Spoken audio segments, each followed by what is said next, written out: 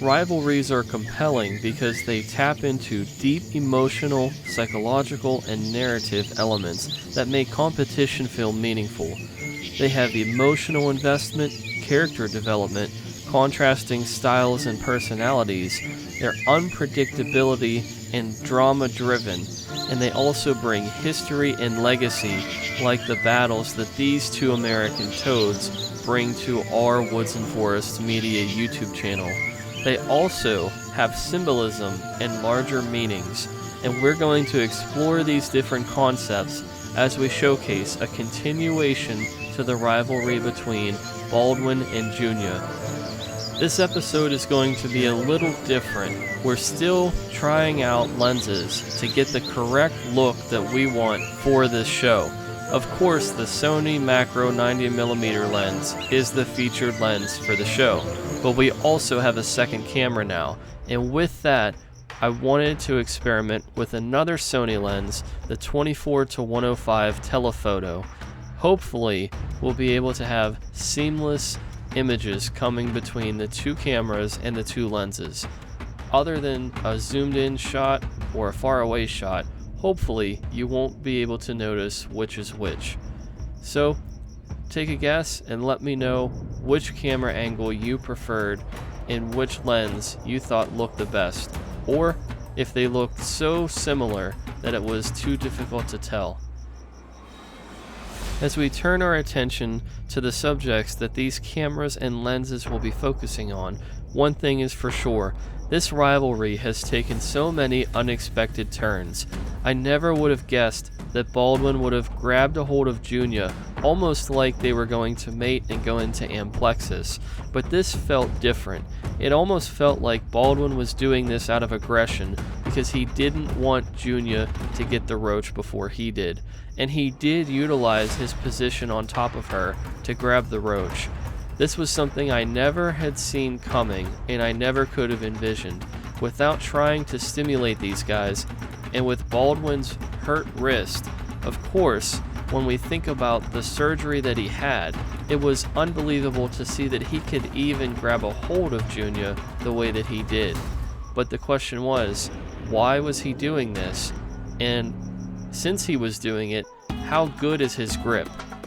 As we see here with the macro lens, he was able to get a tight hold on Junia, and even with this show of aggression or whatever he was trying to accomplish here, Junia was still willing to eat and compete. This didn't faze her, and don't worry, later in the video, Junia also got her revenge.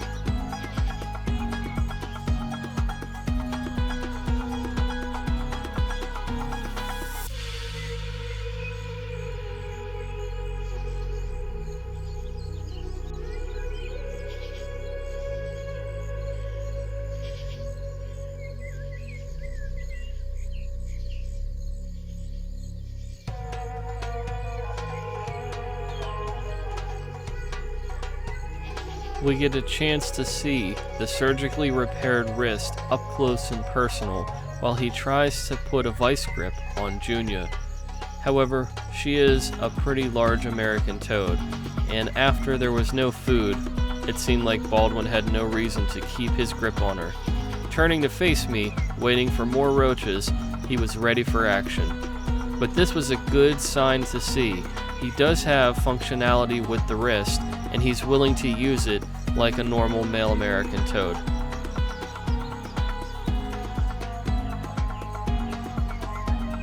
Whether it's in sports, nature, or storytelling, rivalries create emotional stakes.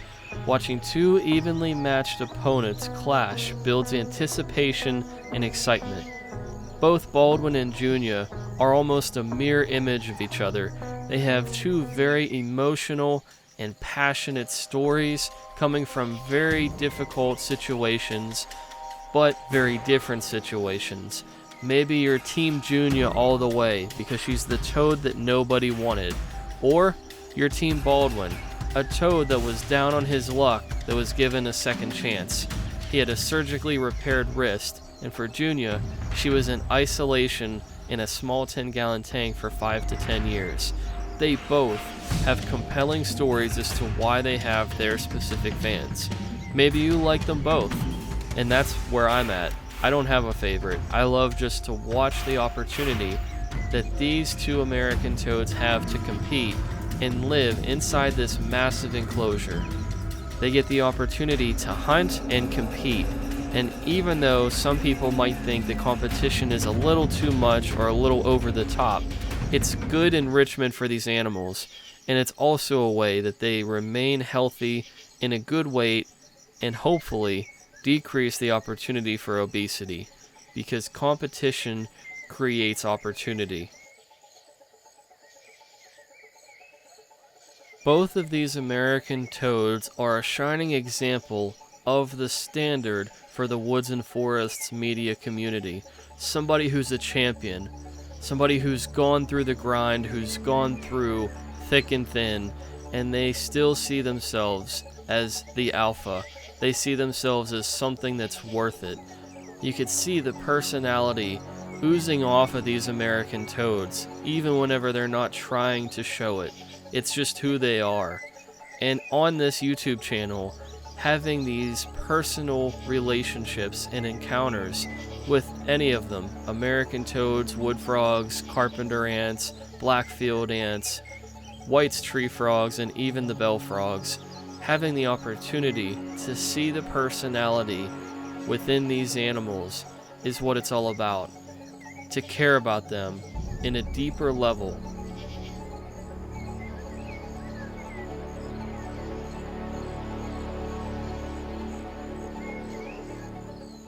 Now it was Junia's turn to steal the spotlight. Just whenever you think things couldn't get more over the top or unpredictable, Junia decided that she was going to get revenge on Baldwin for grabbing her. Now Junia was going to grab him, and this was truly out of dominance and aggression, because I've never seen a female toad wrestle a male toad to the ground. It was to the point where she outweighed him, and there's no way Baldwin was going to be able to move to get her off. So I actually had to intervene and help them to get up.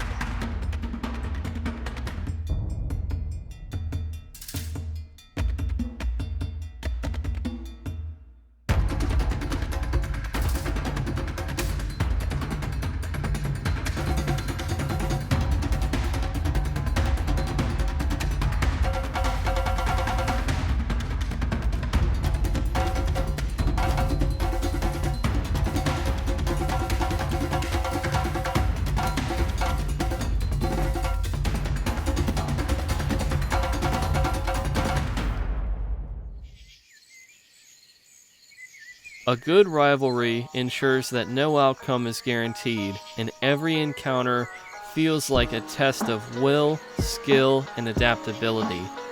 Inside this enclosure is one of the highest levels of competition. You have to continue to build on your craft, continue to get better at hunting, continuing to stand your ground, and making sure that you get yours.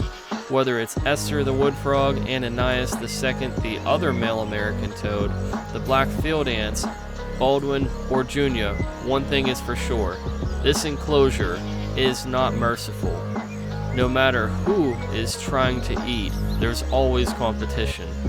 But that competition drives greatness, and it brings out the most in the personalities of these animals. And between these two, it's brought about a great rivalry and something that probably nobody would have ever seen coming between their two stories. One being left for dead on a road in October, and the other being cooped up in a 10-gallon enclosure where nobody even knew that she existed. But that's one of the most exciting opportunities that we have to cover for this YouTube channel, and also for many people to meet these animals in person, since they are educational animals according to the state of Pennsylvania and my permits. So what was your opinion on the new lens? Does the Sony 24-105 telephoto lens earn its place in this story? Is it going to be included with the Sony 90mm macro lens? Let me know if you prefer this lens as our second angle.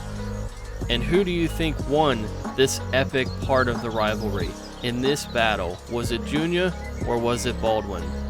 Let me know in the comments below, and please consider subscribing so that way we can share more of the Woods Uncut. That's going to do it for Baldwin, Junia, and myself. Don't forget to like and subscribe and share for more content. We'll see you in the next one. Thanks.